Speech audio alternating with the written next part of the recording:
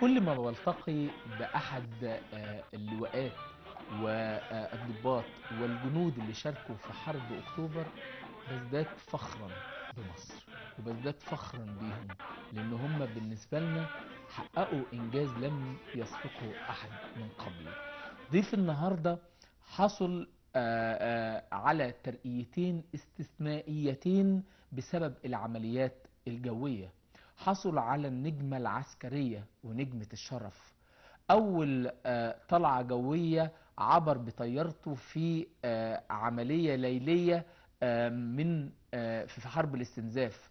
أكبر عدد من الطلعات الجوية تمت في حرب الاستنزاف قام بها. خلوني أرحب النهاردة باللواء طيار أنيس خضير. سيادة اللواء مشرفني ومنورني، والله والله والله أنا ببقى في غاية الفرحة، وببقى سعيد إن أنا بلتقي بحد زي حضرتك. مشرفني ومنورني. أشكرك، وعايز أقول